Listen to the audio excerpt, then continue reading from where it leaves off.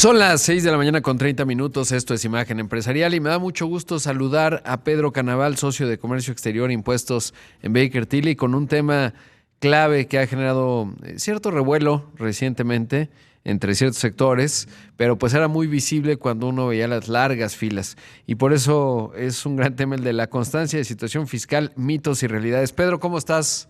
Buenos días. ¿Qué tal, Rodrigo? ¿Cómo estás? Aquí listos para soltar el micrófono en mi oficina virtual de Baker Tilly con ganas de estar en el estudio e irnos a hacer ejercicio. Exactamente, mi querido Pedro. Ahorita veo que por debajo de ese traje y corbata que están muy elegantes, traes el pants para enseguida arrancar con el ejercicio. Y de hecho, en cuanto al tema de la situación fiscal, te busqué inmediatamente para que me orientaras en la dimensión de todo esto. ¿Cuáles dirías tú que son los mitos que te ha tocado escuchar? Seguramente muchos como yo te preguntamos con respecto a este asunto.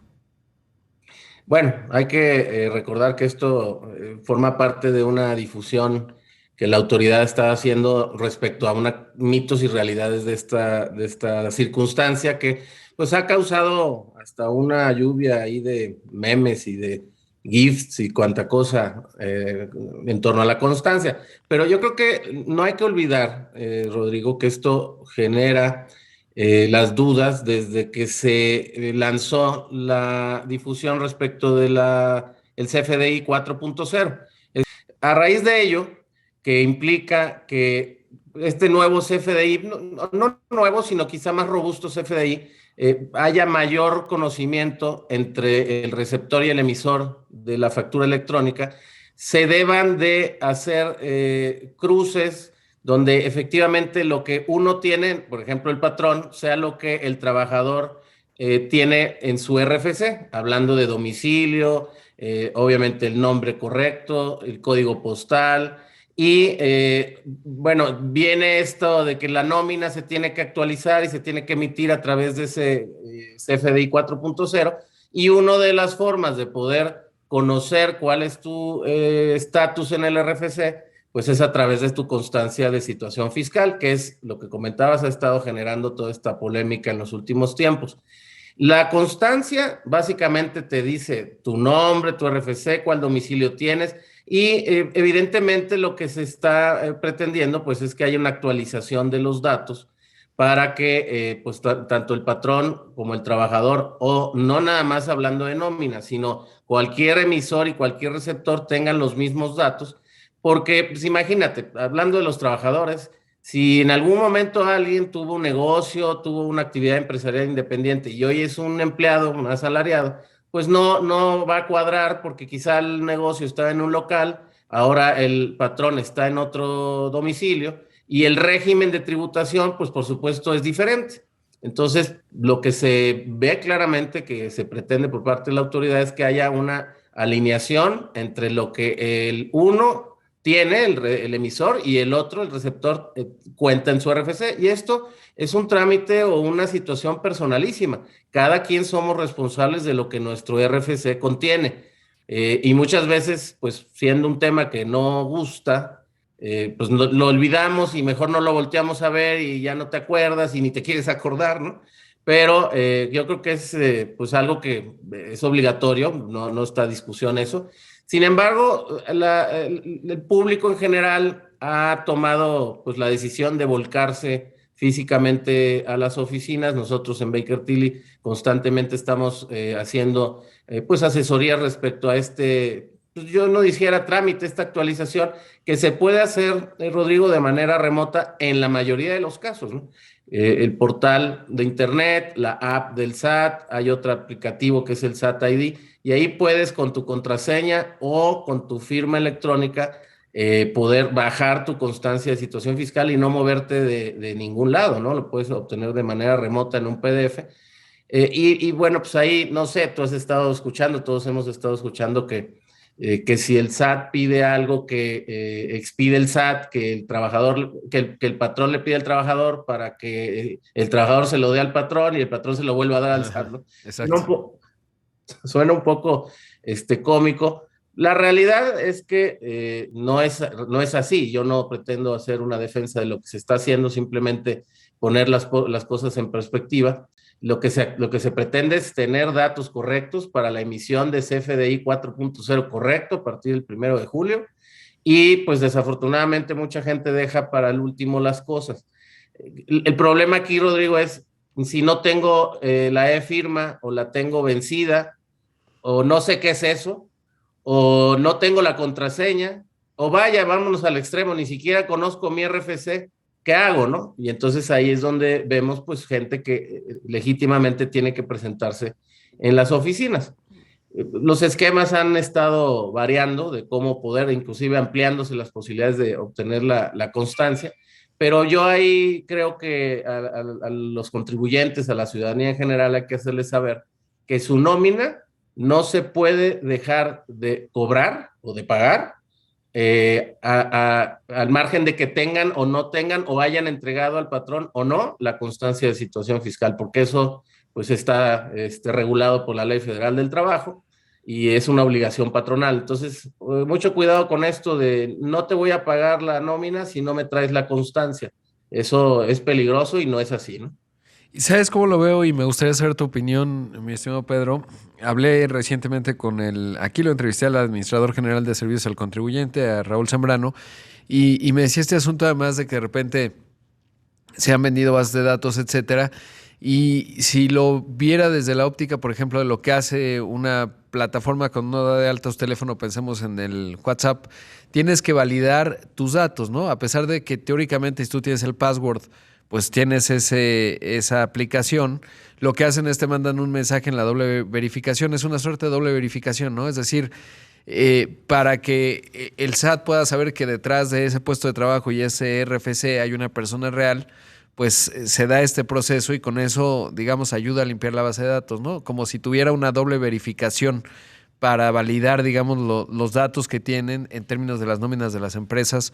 O también, y eso te quiero preguntar, ¿por qué algunos bancos y las compañías de seguros también están pidiendo esto? Bueno, ahí la razón es, aparte de que los bancos y las entidades financieras en muchas de las ocasiones, o la mayoría, hacen retención de impuestos por ingresos, por intereses. Además, tienen algunos expedientes que reportar seguramente en materia de prevención de lavado de dinero. Aquí sí es con otra tonalidad, ¿no? Pero básicamente es porque la entidad financiera tiene que hacer retención de IVA, de ISR por ingresos por intereses y por lo tanto pues hace una emisión del CFDI. Yo creo que todo el mundo hemos visto, mucha gente hemos visto un estado de cuenta, nuestro estado de cuenta, que al final, después de toda la publicidad, viene toda una cadena de alfanumérica con un código QR y que ahí manifiesta que es un CFDI. Es el CFDI que la entidad financiera emite a uno como receptor y pues receptor de un servicio financiero o servicio bancario.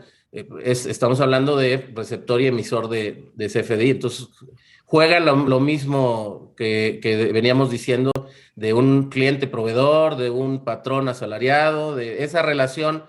Pues no hablemos jurídico fiscal, jurídico laboral, hablemos de una relación jurídico fiscal comercial, por ejemplo, ¿no? O jurídico fiscal salarial. Es por eso, ese es el vínculo. Y bien lo dices, Rodrigo, estamos hablando de pues, una actualización y una limpieza de la base de datos que a mí me parece que a la larga a todos nos conviene. El proceso está siendo un poco rudo porque, insisto, mucha gente lo deja para el último y también pues el desconocimiento histórico de nuestra situación fiscal pues es algo que se viene arrastrando, es algo a lo que debíamos estar pues todos acostumbrados de alguna manera. Por supuesto, hay que tener en cuenta que mucha gente no tiene acceso a Internet, que hay mucha gente que no tiene una computadora o que simplemente no sabe usarla, ¿no, Rodrigo? Sí, como bien decías, una parte dice si no lo veo no existe y eso es un factor clave y la otra es pues aquellos que simplemente ni siquiera tenían visibilidad porque las empresas hacían, digamos, el pago de impuestos, ¿no? Se los retenían. Entonces, nunca habían tenido que lidiar con eso y bueno, pues hay una propensión también, detecto en los mexicanos, si ves una fila, fórmate porque de algo debe servir, no vaya a ser que me quede muy atrás en la fila y eso también es un factor que juega.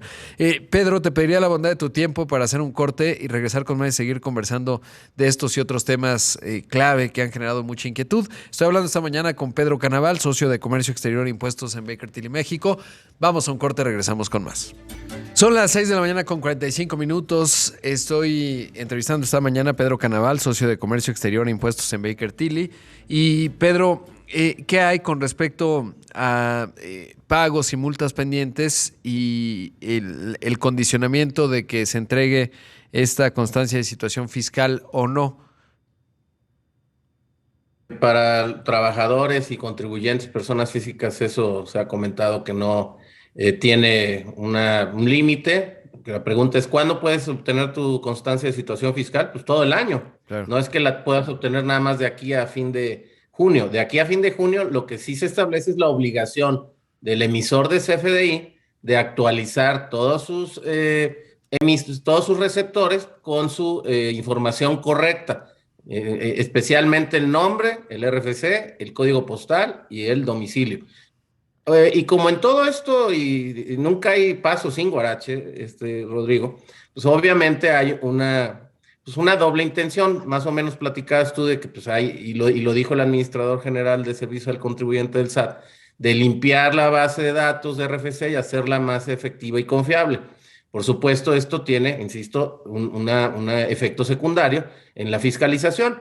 La autoridad en los últimos tiempos ha estado generando una serie de esfuerzos electrónicos, si quieres que los llamemos así, para pues comunicarse con el contribuyente, y en esta comunicación puede ser desde informativo, de se te vaya a vencer un pago, presenta tu declaración anual, hasta lo más robusto, que son los actos de fiscalización o cartas de invitación también, en donde se hacen de conocimiento irregularidades detectadas. Entonces, ¿cómo haces una comunicación efectiva por esta vía? Pues con una actualización de datos. En esta actualización de la constancia, pues también se pide un correo electrónico. Ha habido en los últimos tiempos una campaña intensa para que todo el mundo habilitemos nuestro buzón tributario y entonces exista ese canal de comunicación. Los medios ya existían, Rodrigo, obviamente la pandemia los potencializó al no poder haber presencia física de la autoridad en los domicilios fiscales de los contribuyentes y viceversa, de los contribuyentes en las oficinas.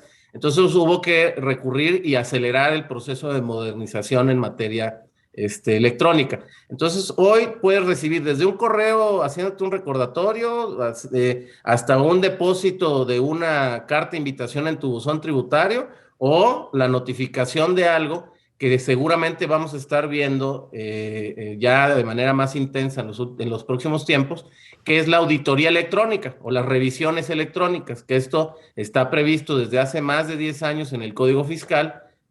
Para quien le interese el dato, es la fracción novena del artículo 42 del Código Fiscal, en donde te pueden hacer la notificación y ya decir, Rodrigo, aquí en mis bases de datos veo que tienes un adeudo en materia de ISR y de IVA del periodo fiscal 2019. Por lo tanto, te doy un plazo para que me digas si estoy bien o estoy mal, y pasado ese plazo, todo electrónico, tú me vas a decir, no, pues en efecto sí lo debo, y yo en ese momento te mando tu línea de captura para que estés, ¿no? Entonces ahí esa relación se automatiza, se vuelve menos cara y mucho más ágil. Entonces creo que además preferimos ver en nuestro buzón tributario un documento que ver que te toca la puerta un auditor del SAT hablando de negocios y empresas, ¿no? Entonces creo que esta intención va para allá también, en limpiar y modernizar y complementar. Muchas veces íbamos a los que nos inscribimos a la RFC hace muchos años, o los que se inscriben, o se han inscrito en los últimos tiempos. Oiga, un correo electrónico. No tengo. Y tú, pues, no quiero tener, como dices tú, lo que no veo no existe, ¿no? O si no me acuerdo, no pasó. Exacto. Entonces, no das correo, no das teléfono, das los menos datos posibles, ¿no? Pues ahora no va a ser conveniente eso, porque entonces si no te localizan con medios electrónicos, pues te van a tocar la puerta de tu casa o de tu negocio, ¿no? No, y además esto es tendiente a quitar fricción, digamos, al pago de impuestos, porque a veces el problema no necesariamente es el pago en sí mismo, sino toda la fricción y enorme cantidad de trámites. Y si la parte electrónica lo logra de manera fácil, pues creo que eso va a ayudar mucho a que se mantenga sobre todo y se incremente la captación de contribuyentes de parte del SAT, por un lado, que está en el interés de todos, yo creo, y por el otro, pues justamente quitarle puntos de dolor al contribuyente, ¿no? Que eso también pues es algo que forma parte del panorama permanente, que es normal, ¿no? No veo ningún país, o bueno, tendría que conocerlo, quizás Singapur o alguno que tenga mucha opción de tecnología, en donde la gente vaya felizmente a pagar impuestos, ¿no? Es algo que naturalmente genera una cierta reticencia, pero que al mismo tiempo pues es algo fundamental para un país que pretende tener un crecimiento sostenible. Como yo ahí sí, ni Singapur, creo que nadie Nadie, quiera sí. tener esto. Sí, bueno, pues eso es de la naturaleza de la humanidad, ¿no? Exacto. Pero si lo vas a tener fácil y barato, pues es mejor, ¿no? De que te estés yendo a una oficina. Yo creo que estamos próximos a ver que esas asistencias masivas a las oficinas desaparezcan en la medida en que cada quien vayamos obteniendo nuestros mecanismos de comunicación remota.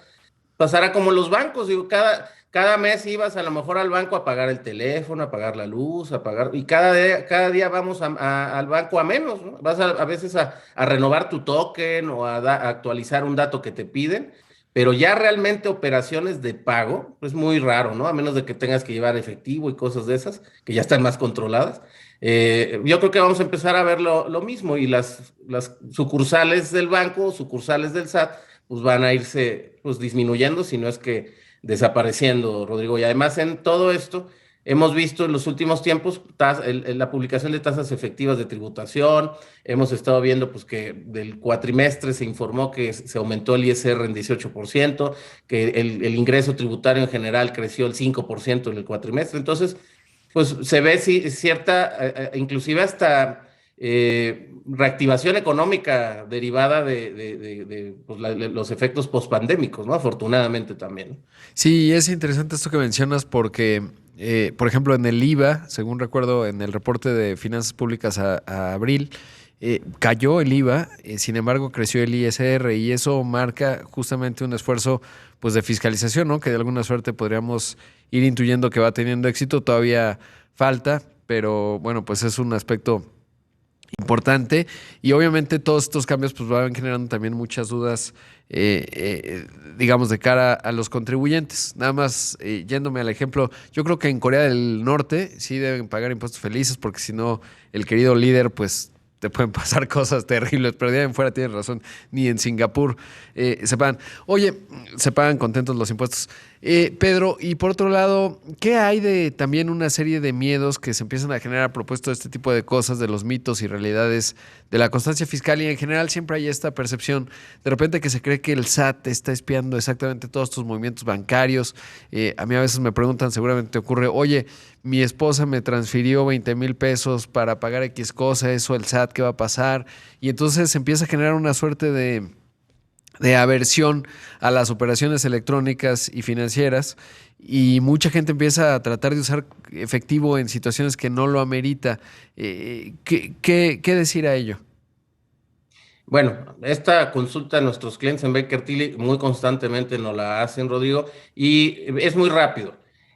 Hay que siempre tener claro el origen del dinero. Si tú tienes claro que el origen del dinero es el mismo y ese dinero lo vas a usar en el mismo grupo familiar, por ejemplo, en este caso, lo que debes de tener cuidado es a lo mejor le transfieres tu dinero a tu esposa, pero es del mismo dinero. Entonces, no es un ingreso para tu esposa, hay que poner pues, transferencia a cuentas propias, pagos familiares. Lo que hay que tener mucho cuidado es la trazabilidad de la operación, en este caso bancaria o económica o financiera en general con efectivo, para que si hay una revisión electrónica o una revisión de profunda de la autoridad, se vea claro cuál es la ruta. Desde el origen lo ganó el peso Rodrigo, lo pasó a su esposa compró, luego transfirió a su otra cuenta. Bueno, pero el origen es el mismo. No hay un ingreso adicional, no hubo un aumento patrimonial de la familia de Rodrigo Pacheco. Si ella tiene unos ingresos aparte, bueno, esos tendrán su tratamiento independiente. Entonces, pero esto sí forma parte de un análisis muy particular, pero no hay por qué esconderlo. Evidentemente, si el origen del dinero pues es no muy claro, por eso la gente o mucha gente opta por mejor tener el efectivo, pagar en efectivo y seguir viviendo en efectivo con el colchón ahí relleno, ¿no? Pero bueno, pues eso generará otro tipo de consecuencias, que no puedas hacer pagos en ciertas entidades, no puedes comprar cosas de contado o en las agencias de coches, por ejemplo, pues a lo mejor sí te reciben el pago, cosa que no siempre sucede, pues si te lo reciben, seguramente informarán de la operación en efectivo por X cantidad de miles de pesos. Entonces, bueno, ahí te expones a otra serie de vigilancias que, pues si no es necesario, y yo creo que nunca es necesario, pues para qué, ¿no? Pero con mucho gusto, si hay dudas en esto, nos pueden buscar en Baker Tilly MX, ¿no? Exactamente, pues Pedro, justo ello los encuentran en Baker Tilly MX, además siempre están haciendo muchos eventos de cara a pues difundir distintos ámbitos, ¿no? Recientemente tuvieron el de comercio internacional, estuvo ahí la subsecretaria, el encargado de las aduanas, etcétera, así que pues siempre un gusto conversar contigo y desarmar los mitos y realidades, en este caso de la constancia fiscal. Te mando un abrazo, Pedro. Igualmente y rápidamente los invitamos a las 11 de la mañana a un webinar que vamos a tener de reglas y criterios en materia de comercio exterior emitidas por la Secretaría de Economía con mi socio Eliel Amaya y Valeria Jiménez. Lo pueden ver gratis en YouTube, en nuestras plataformas Facebook, LinkedIn, como Baker Tilly MX o Baker Tilly México. Muchas gracias, Rodrigo. Buenos días. Buenos días, ahí escuchamos a Pedro Canaval, socio de Comercio Exterior e Impuestos en Baker Tilly México.